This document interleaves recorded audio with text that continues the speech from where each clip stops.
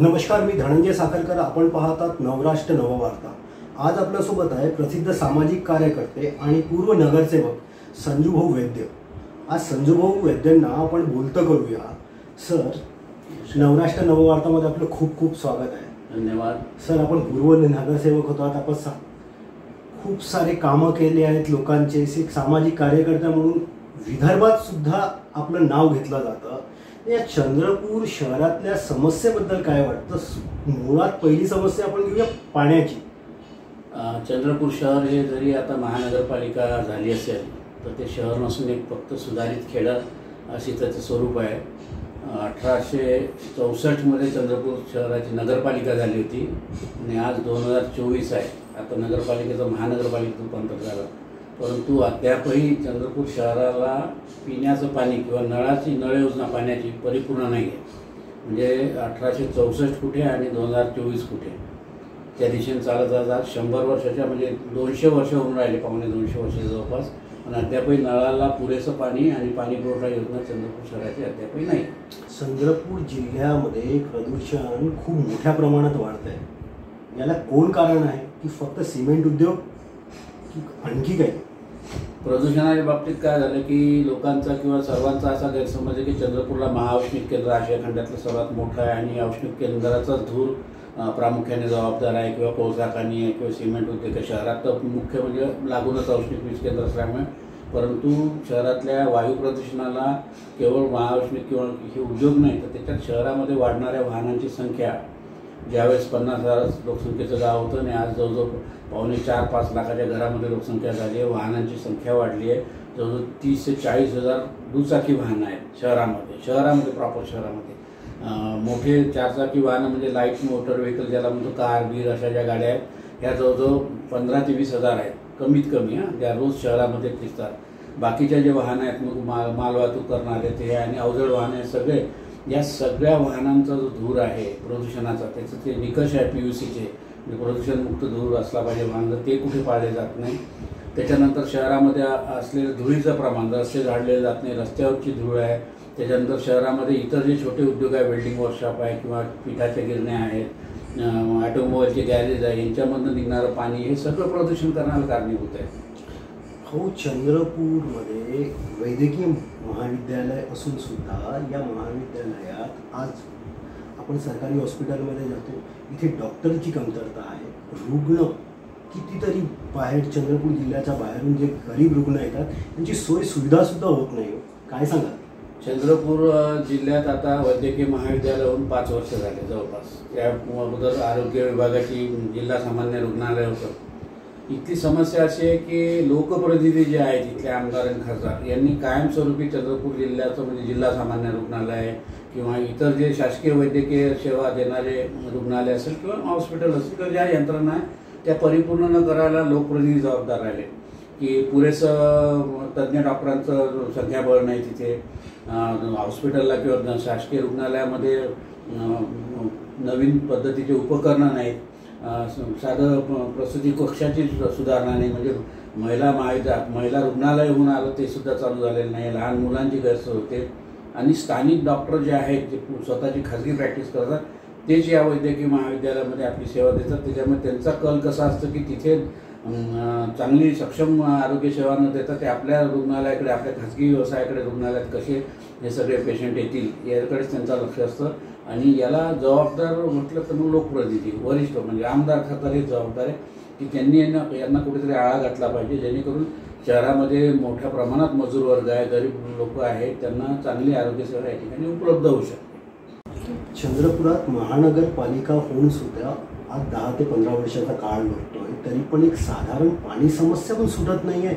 ही शोकांकित आहे असं नाही वाटत का आपल्याला? आहेच ना. म्हणजे चंद्रपूर शहराला पूर्वी खाजगी व्यवस्था होती, म्हणजे ब्रिटिश काळात 1864ची नगरपालिका होती. त्यावेळेसच्या लोकप्रतिनिधींनी असं ठरवलं की आपल्या गावात सुद्धा नळाचं शुद्ध पाणी असावं. म्हणजे त्या काळात चंद्रपूर शहरात झटपट विहिरी 12 महिने स्वच्छ पाणी होतं आणि शहरात मोठ्या मोठ्या सार्वजनिक विहिरी अशा 100 विहिरी होत्या. त्याच्याद्वारे पाणी पण फिल्टर केलेलं, शुद्धीकरण केलेलं नळाचं पाणी असावं असं चंद्रपूर महानगरपालिका म्हणजे त्यावेळेस नगरपालिका असताना 1914ला निर्णय झाला होता. 1814 मध्ये निर्णय झाला होता की शहराला पाणी पुरवठा. त्यावेळेसच्या नगरपालिकेच्या पदाधिकाऱ्यांनी ठरवलं होतं. तेव्हापासून जे चालत आलं 2014 झालं, 2024 आलं, पण अद्यापही नाही पाणी पुरवठा. मग ती 64मध्ये कुठेतरी कारण मग त्यावेळेस दुसरं महाविद्यालय आलं, त्याच्यामुळे 1814 ती बारगळली. मग स्वातंत्र्य चळवळ आली, मग ती बारगळली 45-46 दरम्यान.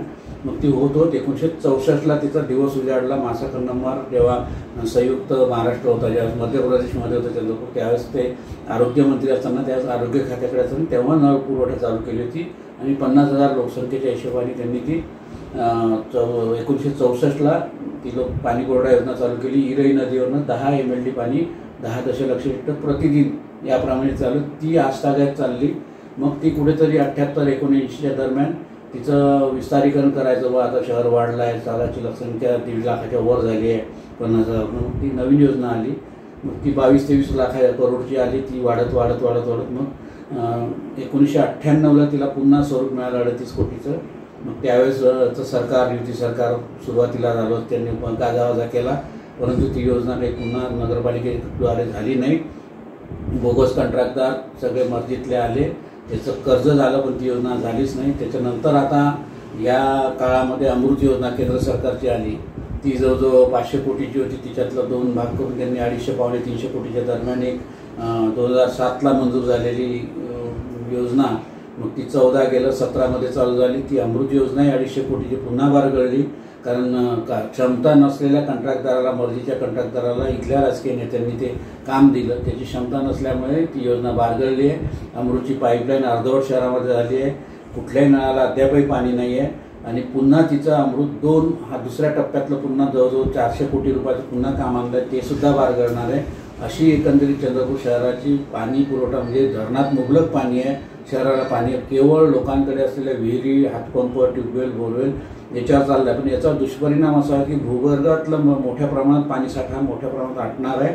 येत्या 5 ते 10 वर्षात चंद्रपूर शहरातलं भूगर्भातलं पाणी आटलं, त्याची चंद्रपुरामध्ये पाण्याच्या बाबतीत हाहाकार होईल. कारण वितरण व्यवस्था, नळ पाणी व्यवस्था सक्षमपणे अद्यापही करत नाही. अजूनही लोकप्रतिनिधी झोपलेलेच आहे की ती चांगल्या दर्जाचं शहराला पाणी पुरवठा होणारी एजन्सी बोलून चांगलं काम कसं करता येईल अमृतचं, पण त्याकडे लक्ष नाही.